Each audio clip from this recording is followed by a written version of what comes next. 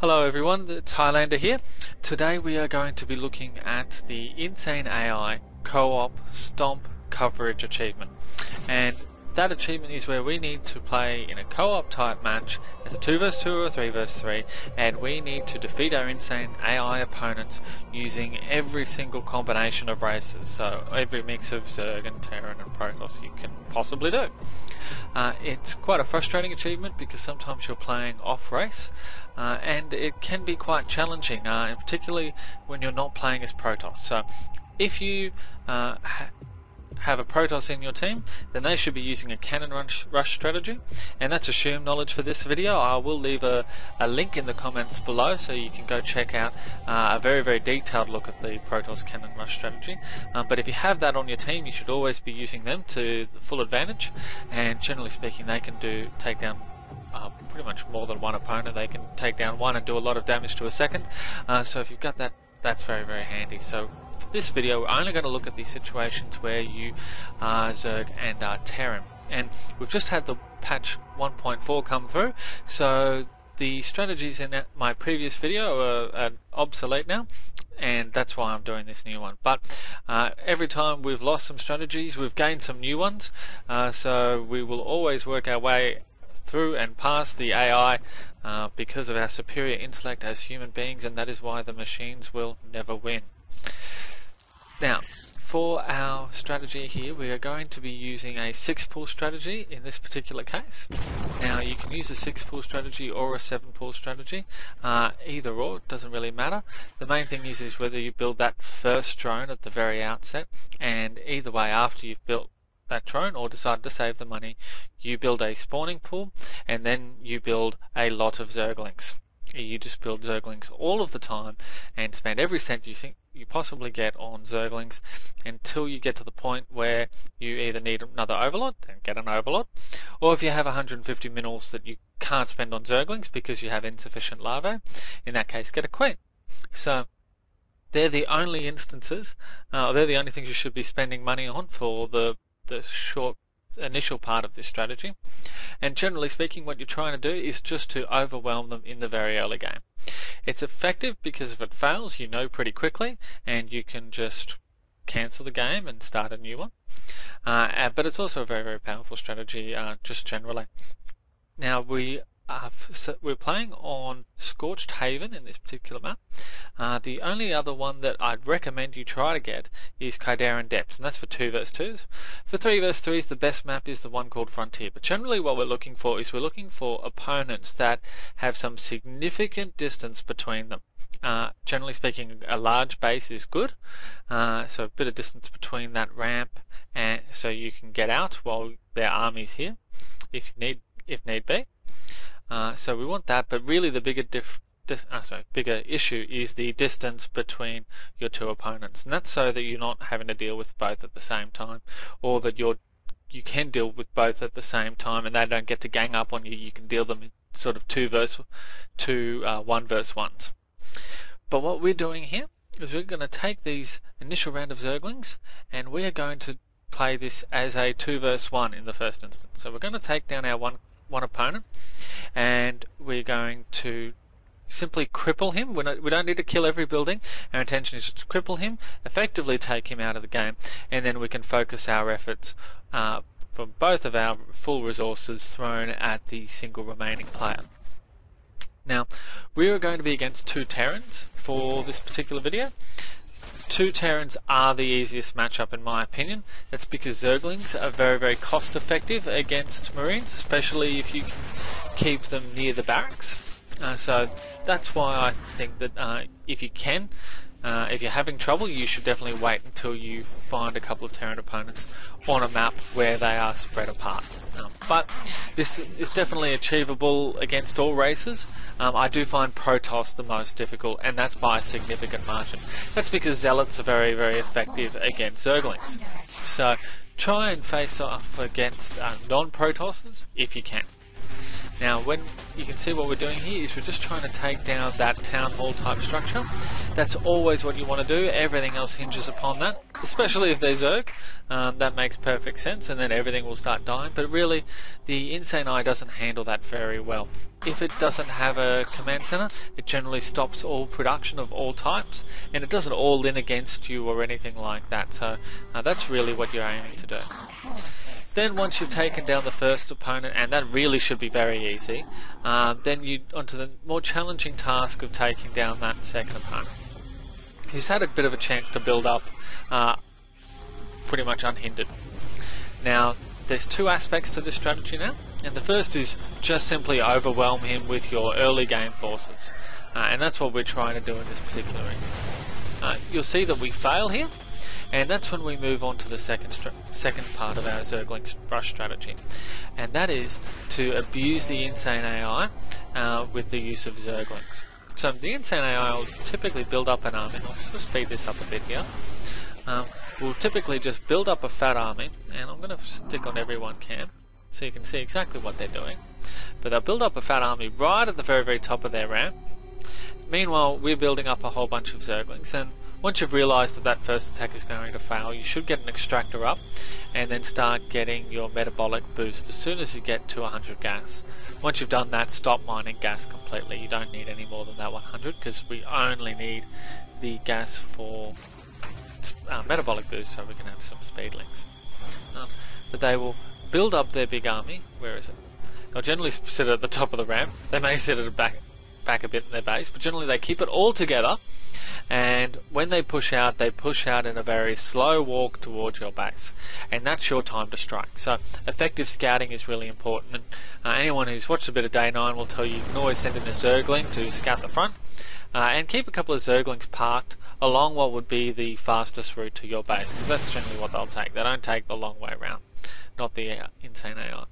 And that's exactly what we're doing. We've made a note that they're on the way, and as soon as we start to hit them, you can see us on the minimap, that army's turned around, and in the slow march back you can just see all the damage that these Zerglings are doing to the enemy base. We're going to take out that town hall structure, and all before they've gotten back. Still don't try to engage unless you're confident you're going to destroy them and do so cost effectively, and we aren't, so we just run away like little girly girls. So you pretty much just wait for them to do the same thing again. Just wait for them to push out slowly and then just stab them in the back. So now looking at the Terran side of things, for this part of the video I've decided to leave the income tab up for you, and the reason for that is the tactic that we're using this time is designed to pull the enemy workers off their mineral line and distract them for as long as we can. Now, you can see straight up that the enemy in blue, the enemy Terran, has significantly more income despite the same amount of harvesters, and that's because the Insane AI harvests 40% more minerals than you do. So this is a very useful strategy because it allows us to level that playing field. Now, the reason I've chosen this particular tactic of distraction using structures up on the enemy's high ground and using barracks to produce marines in a proxy position is because I find this to be the easiest to execute and the most effective strategy. I find it works on all races just as equally as well, but it is highly dependent on one thing, and it's dependent on your ally, who would normally be in this position, being able to keep pressure on their opponent. And if they're not able to do that, if they're not up to that task, then there is an alternative strategy that is also very effective, and that is a Reaper Rush strategy.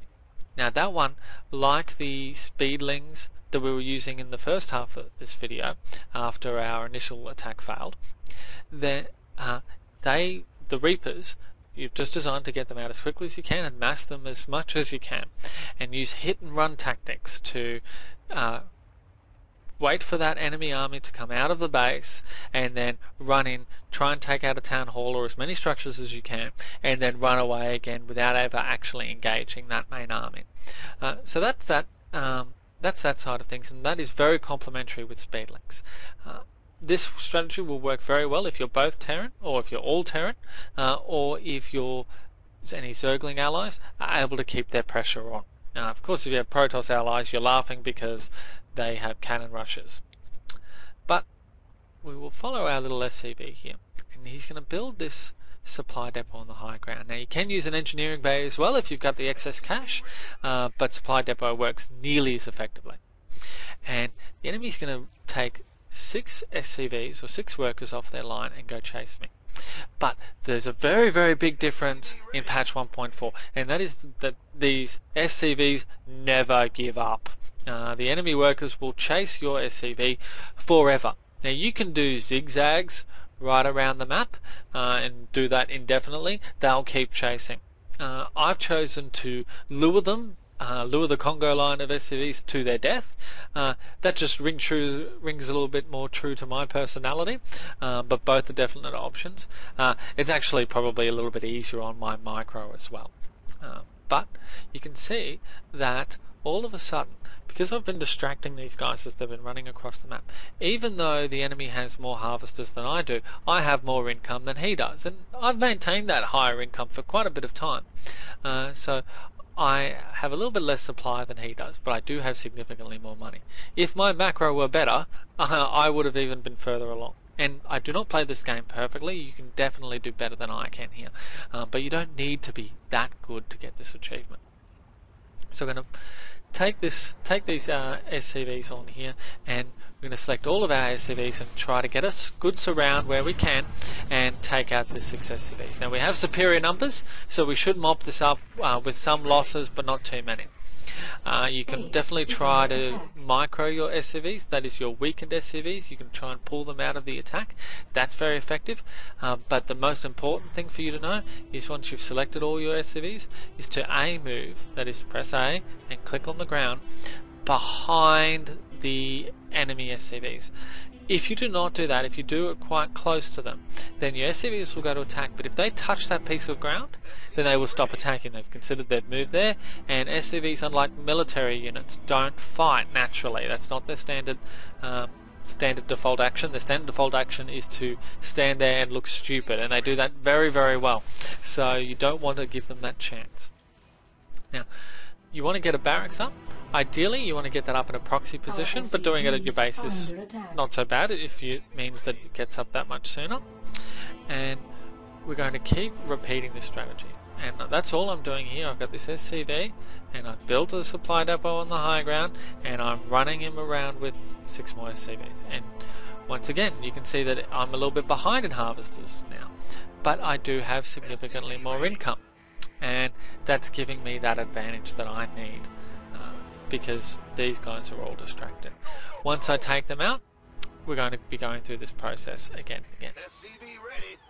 So you should be building barracks in that proximity, and I would recommend that whenever you get the chance to send 1 or 2 SCVs into these areas so that you can build proxy barracks whilst the rest of this stuff is going on, and start pumping out marines nearby.